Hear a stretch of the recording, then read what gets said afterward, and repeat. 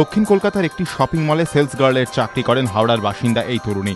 পরিবারের অভিযোগ, রবিবার সন্ধে 7:30 নাগাদ বন্ধুদের সঙ্গে শপিং মল থেকে অটো করে খিদিরপুরে যান তরুণী।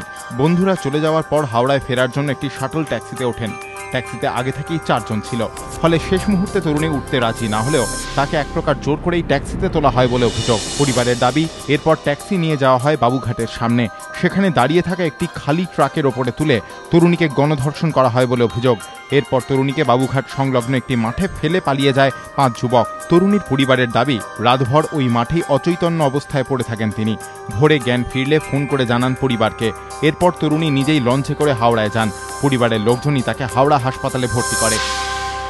আমি আত্মীয় স্বজনের কাছে ফোন পাই, আচ্ছা পেয়ে আসি। তারপরে এই তো দেখতে পাচ্ছেন আপনারাও, যে আমিও তাই দেখছি। মেয়ে কি কালকে বাড়ি ফেরেনি? আপনি ফোন করেননি মেয়েকে রাত্রিবেলা ফোন করেন যখন বাড়ি ফেরেনি? বাবুঘাটের কাছে ছিল। মেয়েকে রাত্রিবেলা ফোন করেননি? হ্যাঁ করেছি। কোনো ফোন পেয়েছিলেন? হ্যাঁ। কি বলেছিল মেয়ে? মেয়ে বলছে যেমন বাড়ি আছি ওরম বাড়ি, বাসের তারপরে জন্য। যখন বাড়ি ফেরেনি না, তারপরে কি বলেছিল? তারপর বলছে আমি বাসের জন্য ওয়েট করছি, তখন দুর্ঘটনা ঘটে। পুলিশের দাবি, তরুণীর অবস্থা আশঙ্কাজনক, অস্ত্রোপচার হয়েছে।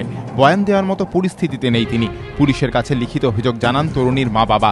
খবর পেয়ে হাসপাতালে যান কলকাতা পুলিশের ডিসি পোর্ট এবং হাওড়া পুলিশের কর্তারা। মা বাবার অভিযোগের ভিত্তিতে অজ্ঞাত পরিচয় 5 জনের বিরুদ্ধে গণধর্ষণের মামলা রুজু হয়েছে ওয়াটগঞ্জ থানায়।